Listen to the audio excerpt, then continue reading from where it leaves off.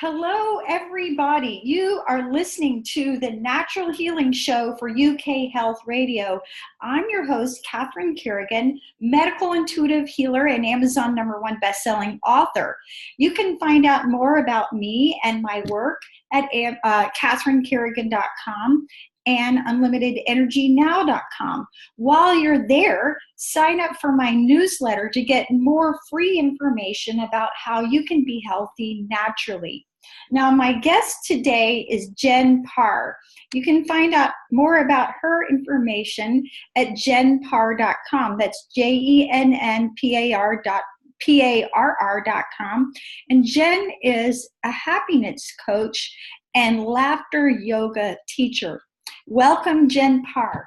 Hi, thank you so much. Welcome. I'm happy to be on the show today. Well, since we're talking about happiness, Jenn, in your professional opinion, what is happiness and how can we actually tell when we're happy? That's a great question. I would say, happiness really is just a mental and emotional state of well-being. But I kind of associate different emotions with happiness as well. So for example, joy, I link very closely when I feel joyful. I link that with happiness, or pleasure, or even peace and contentment. For me, feeling just that at ease and calm and peaceful, to me, I also associate that with happiness. So I think overall, there's a lot of emotions and feelings that you can link in with happiness, because really it's kind of just a state of well-being. That's a great answer. Now, Jenn, what does it mean, in your professional opinion, to find your happy place? What is that? Finding your happy place. I would say it's really different for everybody. I think it just varies. I think it's really about connecting to your heart and really what brings you joy. So, and getting clear on what that is, kind of like what lights you up, what makes you feel energized, what makes you feel, you get certain feelings from things that are kind of cues that it's something that's aligned with your heart. And so I think that's the way to discovering kind of your own happy place. And it really can be as simple as, it doesn't have to be like this big, huge thing like, oh my gosh, I have to find my soul purpose or something. Really, it could just be as simple as like, I go out in nature and sit in the park and read a book. And to me, being outside, breathing in fresh air, I feel those feelings I mentioned. So I feel peace. I feel contentment in that moment. I feel joy in that moment, feel relaxed in that moment. And that may be your happy place. Or for other people, they may be like, no, that's not enjoyable. I don't like reading, and it might be that they like dance, or they like art, or they like, whatever it is that's that thing that you can do that you kind of lose track of time, and you just are content and feel uplifted and energized by it. And that's how I would identify, like, you found your happy place, and it could change all the time. Like maybe just today, my happy place is, that I just lay on my couch and read a book. Or maybe tomorrow it's, I go for a walk, a nature hike, or, it can just vary based on your mood and your energy levels and where you are at in your life. So I want to just add for our viewers and our listeners that I also feel that it's really important in your home, in your residence, where your little nest, that it's really important to create a happy place in your home. So this could be your bedroom with lots of pillows and snuggly. This, for me, my happiest place is my hammock on my porch. Love being on my hammock. And then for all of us, I do believe that being in nature is a happy place, whether it's at the beach or, in a meadow, on a mountain. These places are very, very uplifting. But when we consciously create a happy place in our home, and maybe our whole house can be a happy place, our whole apartment, our whole little living spot, then when we go into that place, when I sit in my hammock, when you sit on your bed with all your pillows and your puppies and your kitties and your babies, you can just immediately go into that vibration. Now, in my practice as a medical intuitive healer, I find that there are 3 general ways for people to be happy. Physical pleasure, this is eating, this is sex, this is exercise. Soul satisfaction. Now, what's soul satisfying to me may not be soul satisfying to somebody else, because we all have different soul purposes. And finally, life meaning. So, Jenn Parr, how do you think people can amplify their experience of joy, contentment, and happiness in these 3 areas? Yeah. So in terms, and I agree with you, back to finding the happy place in your house, because I have that as well. You know, in my room, I have all these candles and lights, you know, I have lights strung along my bed frame, and I'll just light on my candles and play relaxing music. And so it makes a difference to have that. And it could even be as simple as like buying flowers, you know, but buying some pretty flowers and you're excited to kind of see your pretty flowers. Or creating a small little altar with just some pretty things on it. But so yeah, going back to your question, so how to find happiness within those, or joy and contentment within the physical, within the soul satisfaction. The soul satisfaction, and yep. And life meaning.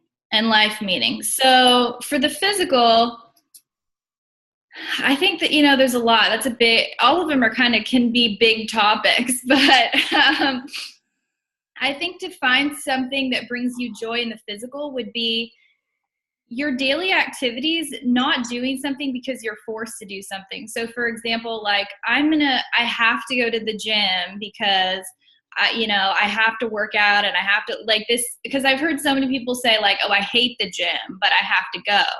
So thinking about all these different areas of your life and adding more joy to them. So like finding exercise that you actually like and enjoy and doing that. So, you know, like maybe you like just taking a sunset walk, like just a beautiful sunset walk. And that's going to be really fun and uplifting and joyful to you, or peaceful.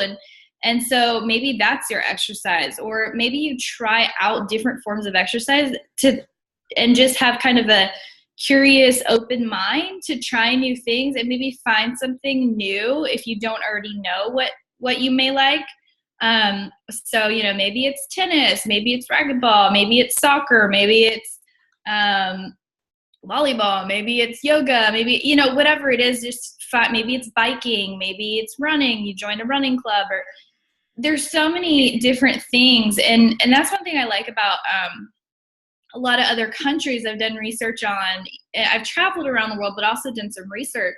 And what I found a lot, especially through my travels and research, is that like people have a different mentality in, you know, in Europe and Italy, and they've kind of, like, I met an Italian friend and was kind of just like, oh, we don't really go to the gym. It's like we just walk. We walk a lot of places, and it's just, exercise is more just a part of their life, and they don't think of it necessarily as, I have to carve this time out to go to the gym. And if they do, it's more like, oh, I'm going to the gym because I'm taking this class I really like. And it's kind of just like a shift in our paradigm. And so I think that's really key, is just looking at your physical life and looking at like, oh, am I just like having sex because it's like I have to, or my husband or wife will be mad at me, or, you know, whatever. It's like I'm miserable, I hate it. Am I just eating this food because like I'm trying to eat low calorie and it tastes disgusting, and, you know, I'm fat and I need to lose weight, or, you know, like you're just criticizing yourself and just putting all these like hard rules on yourself instead of shifting. And it's not easy. And again, like I said, this could be like a whole thing in itself. But again, it's just shifting to like loving yourself enough to choose things that uplift you, you know, like I'm going to eat foods that I enjoy and that make me feel good. And, you know, I'm going to do exercise that I love, and I'm going to, because I love and respect myself, and I love and respect my body exactly as it is. And I'm going to, I'm going to choose exercise I love. And it just kind of, so it's kind of, I would say, just a shift in our paradigm and slowly working towards that. So that was the physical. So soul satisfaction and life meaning. So soul satisfaction and life meaning, I would say for soul satisfaction, it can vary from person to person, but I mean, I think simple practices can help you in just like coming back to yourself. Because so often it's, we get there's so much going on in our life, and it's like we're stressed and we're overwhelmed and we're busy and we're doing this and we're doing that, and it's like joy is part of who we are. The joy is there, and the peace is there, and it's all there. It's just sometimes we just get so wrapped up in the chaos and busyness of life that it's more so about just making time to come back to that and to reconnect to it. And so, maybe it's just, for some people it's meditation, and maybe it's finding a meditation that works for you. Maybe your meditation is just taking a walk in nature, or, maybe your meditation is sitting in silence or sitting and listening to a guided, meditation, or finding a group that you like and you go to a group meditation, or maybe it's, for me, it's writing. I really can express a lot through writing. And for me, I get a lot of clarity and like can really come back to myself through writing.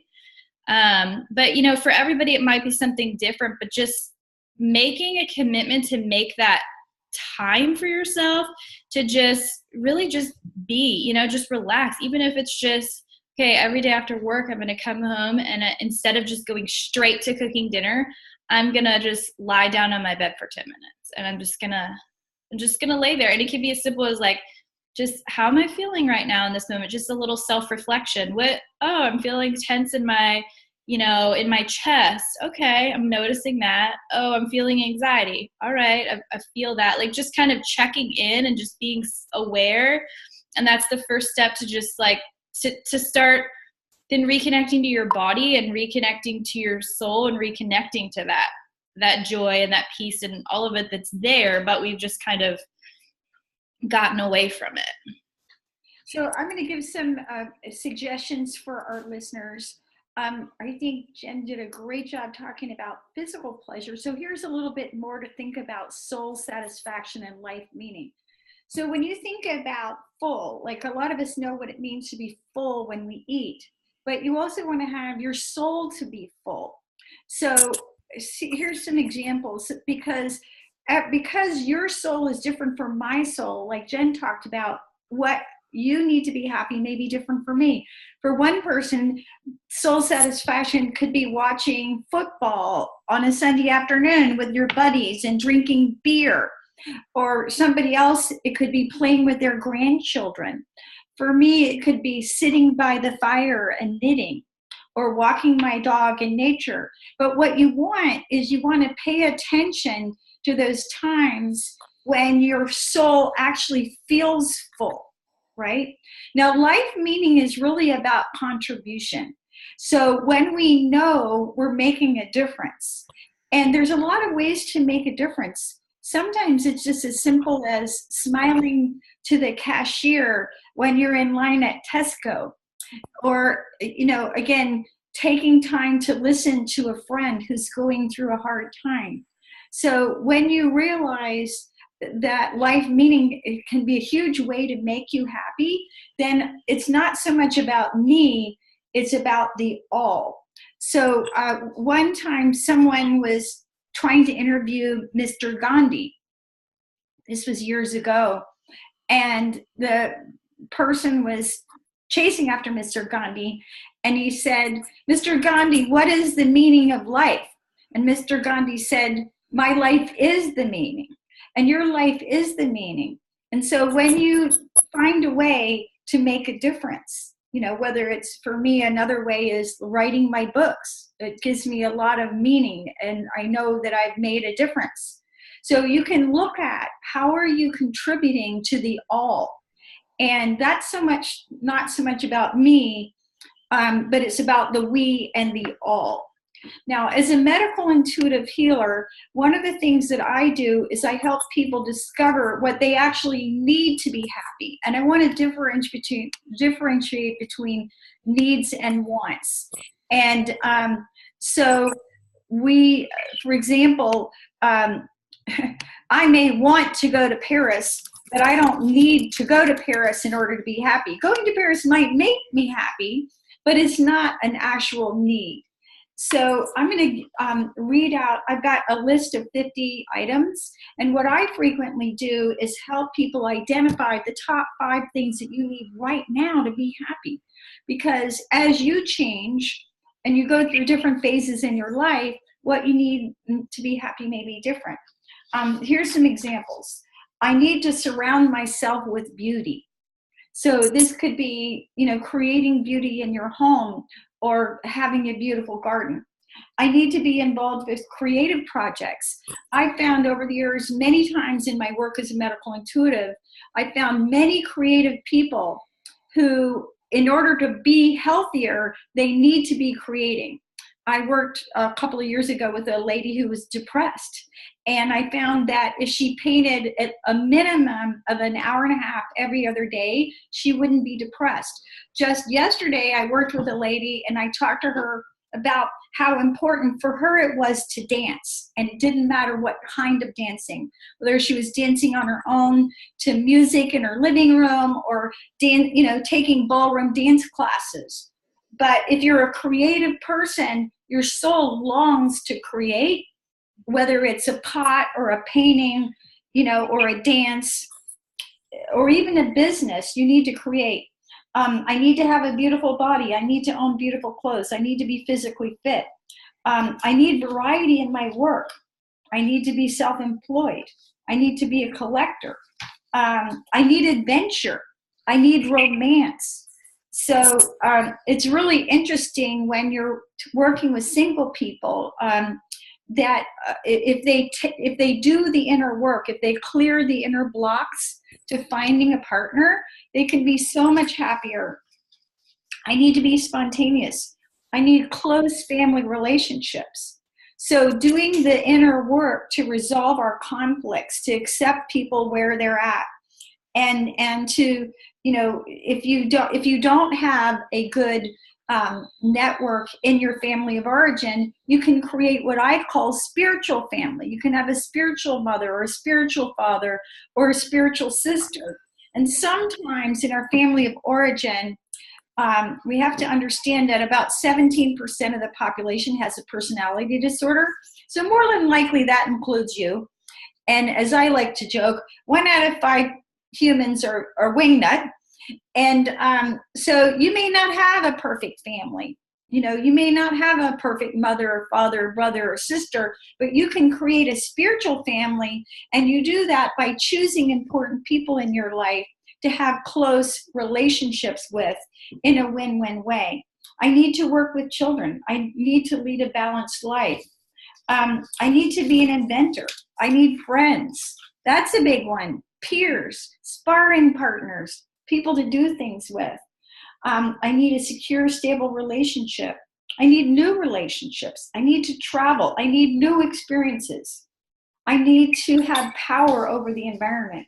I need to have influence over the lives of others. I need to overcome personal faults and obstacles. So when you stop smoking or stop drinking or get off drugs, you develop inner strength, and that makes you happier. So, yeah. And I was going to also add, that's great. Thanks for sharing that, because that all of those I've found are so important for so many people, even myself included. A lot of the, creativity aspects that really bring me joy.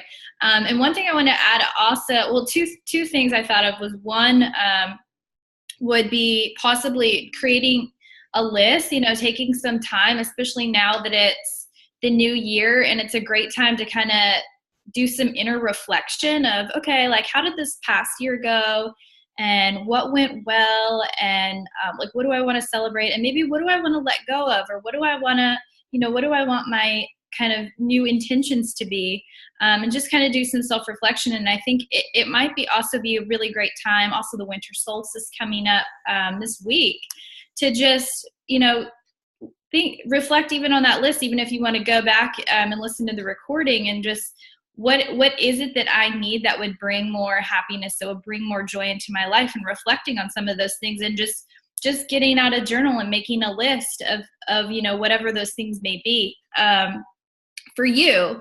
And also, I think the romance part, another interesting thing that I've also found is, of course, working through whatever's going on and all of that is important, but also to start, you can always start now too, by, even if you're not in a romantic relationship, by romancing yourself. So for example, like if you need romance, you don't have to wait for that partner. You can obviously put it out there, but another way to romance yourself would be like, you take a romantic bubble bath, and you light candles and you play relaxing music, and maybe you get really dressed up, and you wear a dress and you put makeup on and you do your hair and you feel really beautiful.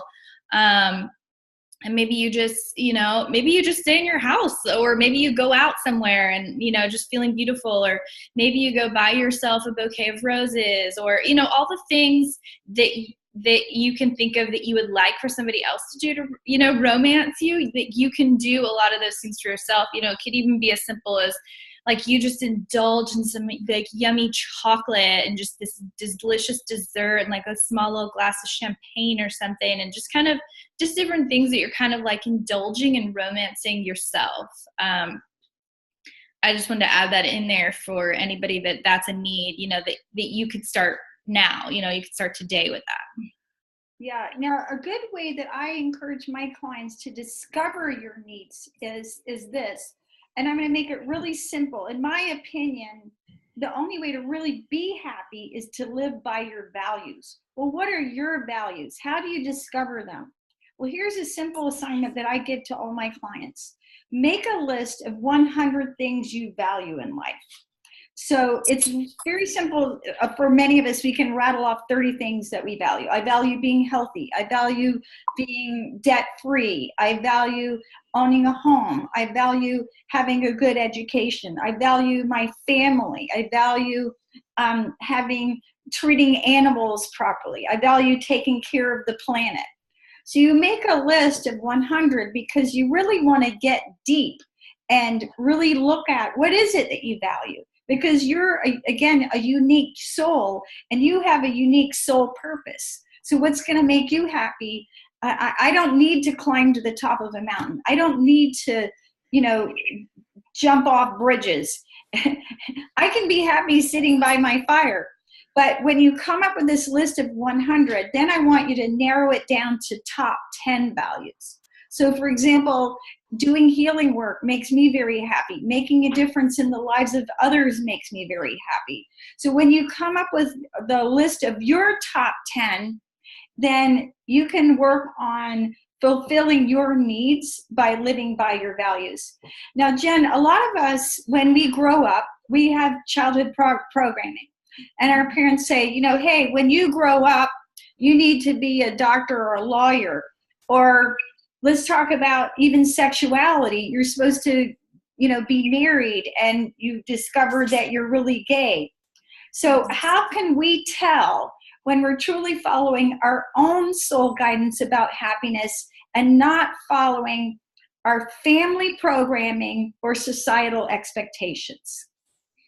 I think you can tell by how you feel. I mean, if you're doing something that's aligned with you and your heart and what brings you joy, then a lot of times you'll get that feeling of, you'll feel energized, you'll feel uplifted, you'll feel excited, you'll feel like even just wanting to learn more. Like when I'm doing, I'm teaching the classes that I love teaching, or doing the work that I love doing, I want to learn everything about it. Like I want to read books about it. I want to be the best I can be.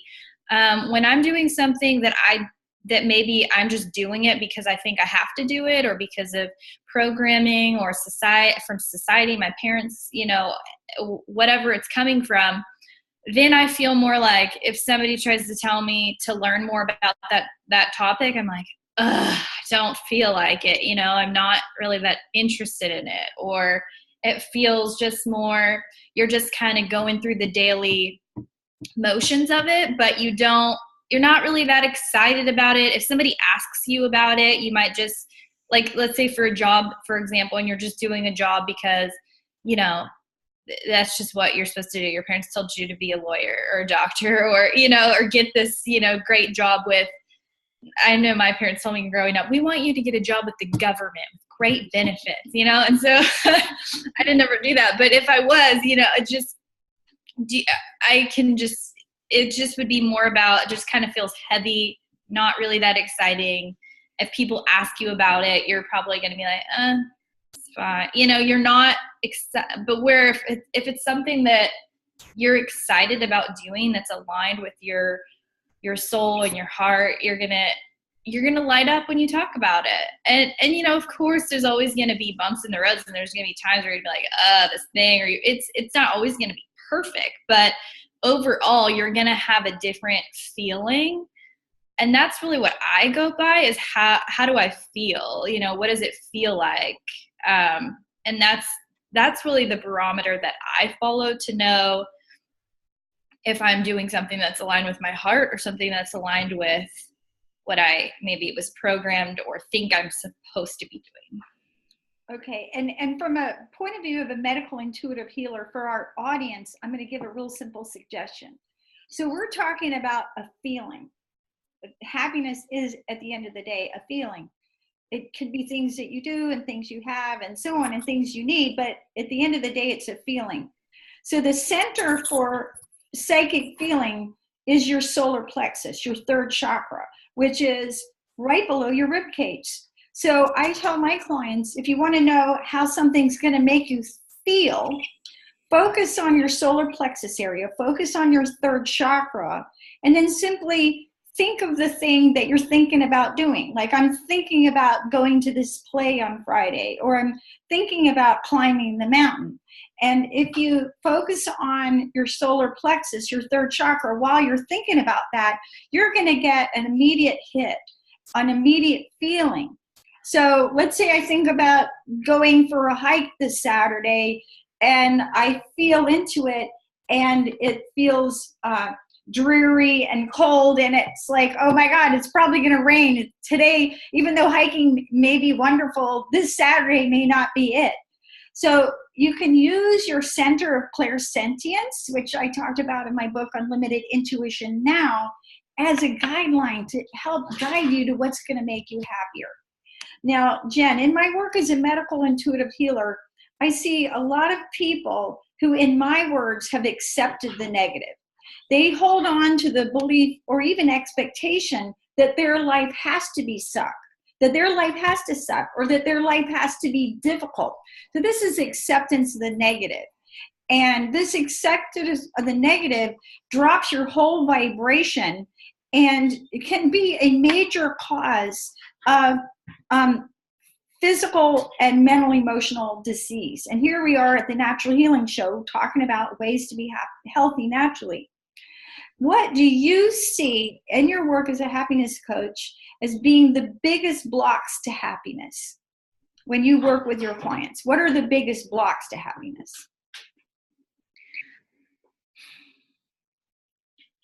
I would say probably not enough time for self-care is a big one. I hear people say, like, I'm just so busy. I'm working, and I have kids, and I have, they're so busy that they don't take enough time for themselves.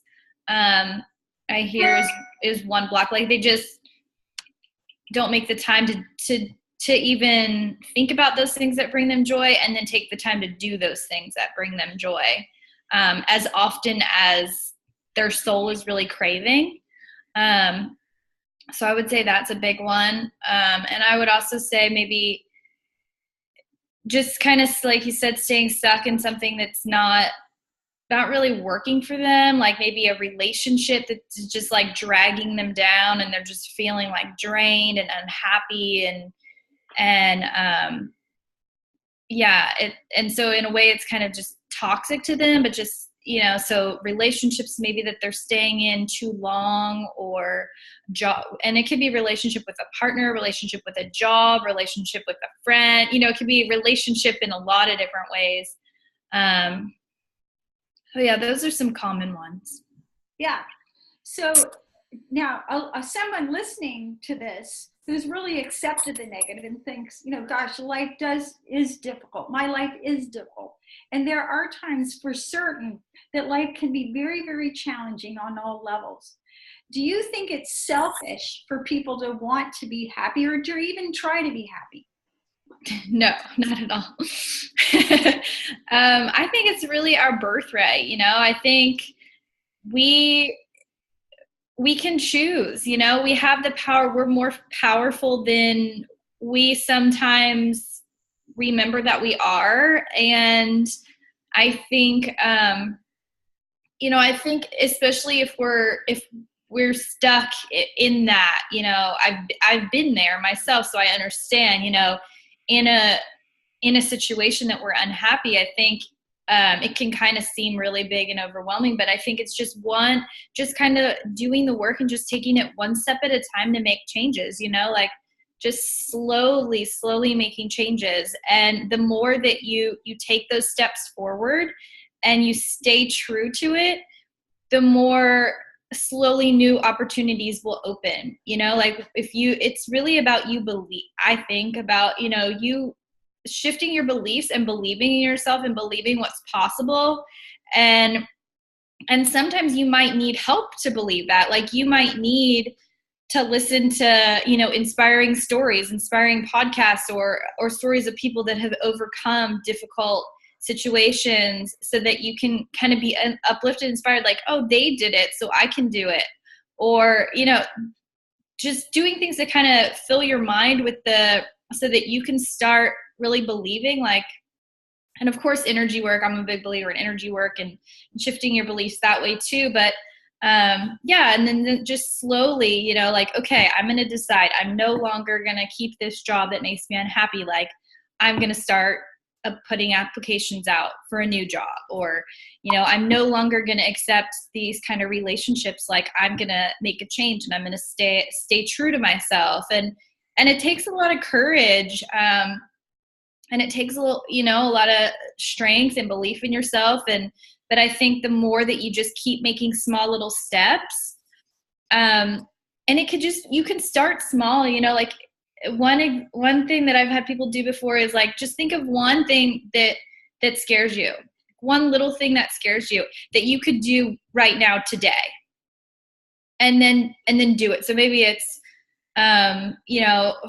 for me, one thing I did that it was uncomfortable for me was I was at a coffee shop, and I was going to go up and talk to somebody, just someone I didn't know that was on their computer, and just go up and talk to them. And for me, it felt really scary and uncomfortable, but I forced myself. And it was more so a practice of, like, let me get out of my comfort zone. Let me push myself to do something that's scary and see that it's going to be okay, And so I did it, and I talked to the person, and it was fine. And we had a great conversation, and they ended up telling me about some networking event that sounds really great. And, so anyways, it can be something super small, but just, I kind of diverged a little, but yeah, I think it's important for sure, it's not selfish. And I think it's everyone's birthright. Yeah, and I want to make a comment. When you do the inner work, if you're in the audience and you do the inner work to discover what really makes you happy, and you take the steps and you figure out what you need, when you're happier, you uplift literally everybody around you, from your immediate family to your friends to all your coworkers, and you can be a light and a lighthouse for others. So it's really all about vibration. Once you understand that all illness or all disease is slowed down vibration, when you take the time to be happy and to take the steps to figure out what you need to be happy, you lift your vibration and you literally lift everyone around you. You are literally part of the whole. There's something called the butterfly effect, which is the wings of a butterfly in South America can affect, the entire planet. And when you take the time to be a happier person, you do that. Now, Jenn, many of the people in our audience, they may be really suffering right now, okay? They may be suffering from anxiety or severe depression. And the idea of being happy, that sounds like, climbing Mount Everest. What are the simple inner steps that you recommend if somebody's really listening and they're in the depths of depression or severe anxiety? What are the inner steps that you see that people need to take to become happier? I think starting, and I think it varies, from person to person, and I think getting support can be helpful. But some of the inner steps would be first just accepting I think sometimes, we want to just ignore it or suppress it or just not deal with it. And I think that can kind of make it worse, like almost make it grow bigger, to the point of, like you said, it might lead to getting sick, or, then it can create other physical, and really that's just like the body's way of screaming to us, like, hey, like, look at me, and so I think the first step is just, acknowledging it. And that can be just as simple as like, okay, like right now I have anxiety. I feel it. I feel this anxiety speaking to me, and just acknowledging it. And then maybe even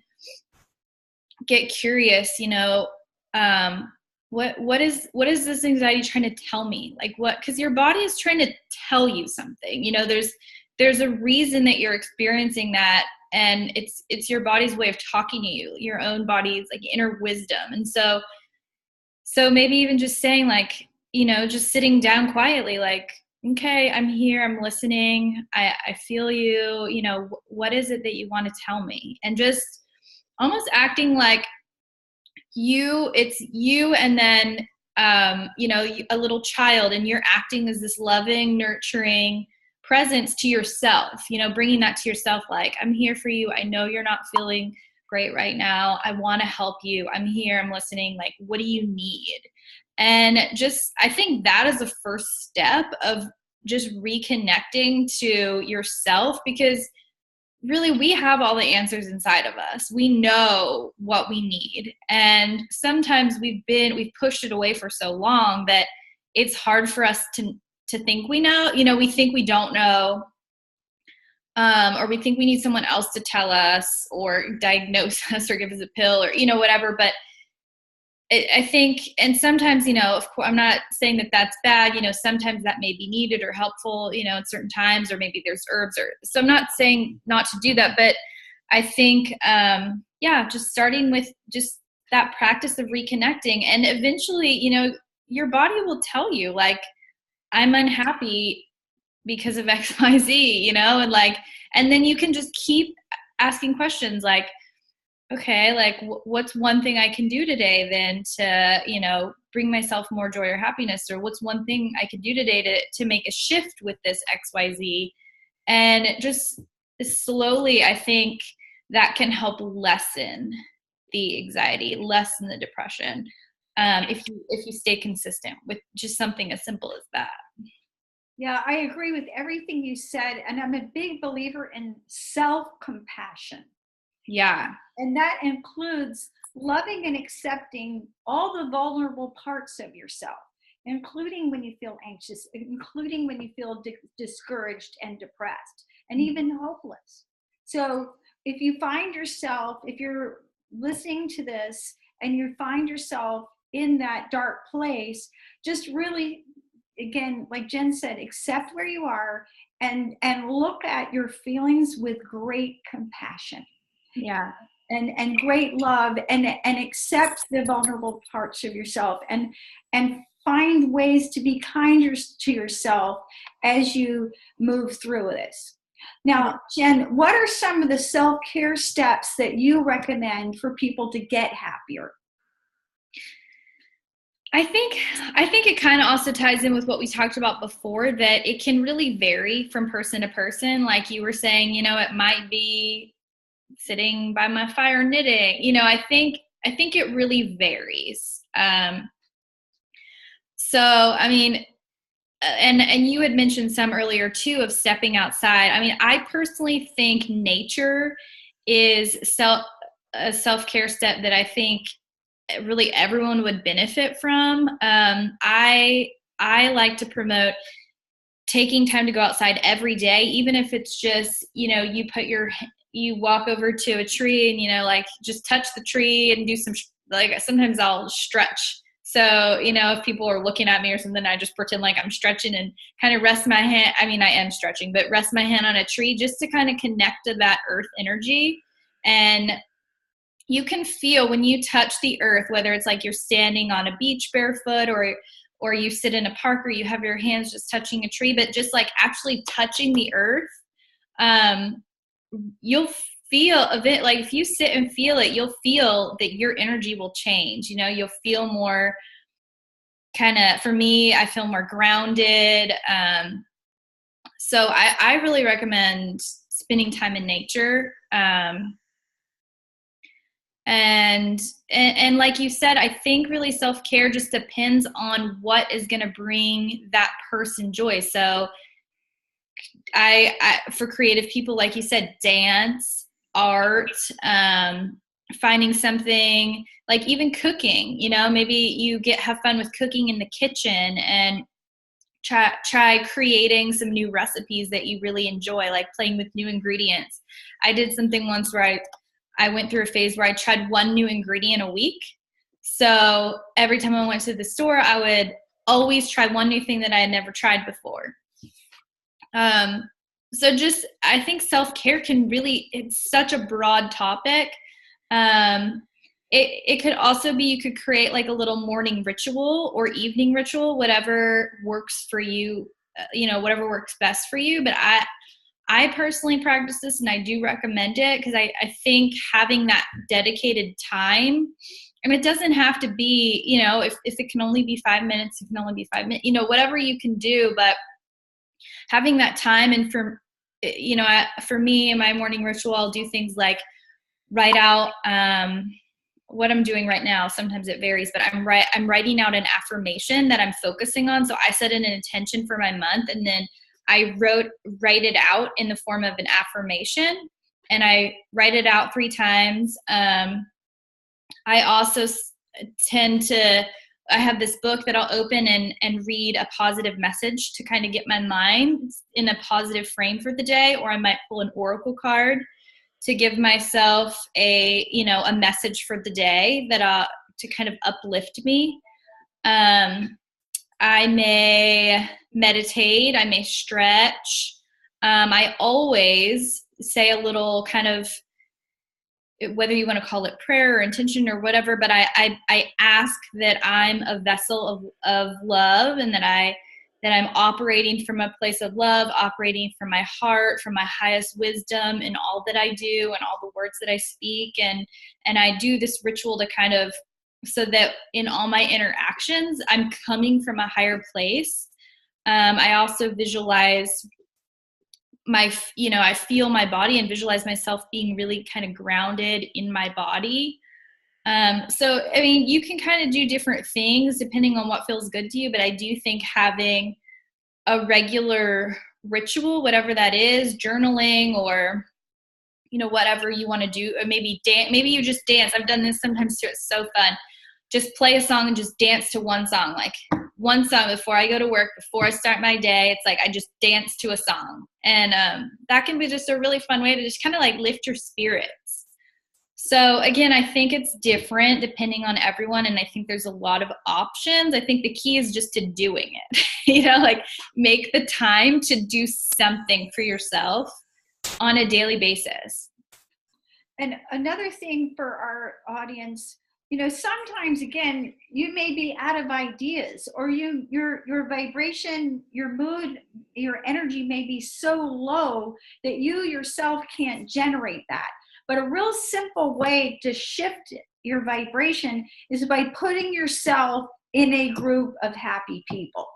So this could be going to a religious institution. This could be going to the comedy club.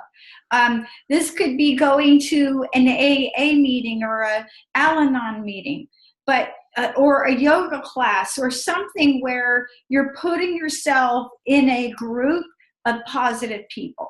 Yeah. And because there's something called resonance, and you are going to vibrate, you're going to come into resonance with the people who are around you. Now, that could be a bad thing. If you're in a job where everybody hates their work and everybody's down and depressed and discouraged, then you're in a toxic emotional energy field. But if you put yourself in this group of positive people doing positive things, maybe it's just a volunteer project where people are at the soup kitchen trying to uplift others. You can always find a group that has a positive energy of people who are really working to uplift themselves and others. And that's a real positive thing that you can get. So you've been listening to the Natural Healing Show, and we've been listening to happiness coach Jenn Parr. You can find out more about her at jennparr.com. That's JENNPARR.com. This is Catherine Carrigan, medical intuitive healer and Amazon #1 bestselling author. You can find out more about me and my work at catherinecarrigan.com and unlimitedenergynow.com. While you're there, definitely sign up for my newsletter so you can find out more about how to be healthy naturally without drugs, like we do here at the Natural Healing Show. And remember that when you take your time to be happy, you're uplifting everyone around you, you're uplifting the planet, and you're making yourself healthier physically and mentally, emotionally. Thanks so much for listening, and we'll see you next time.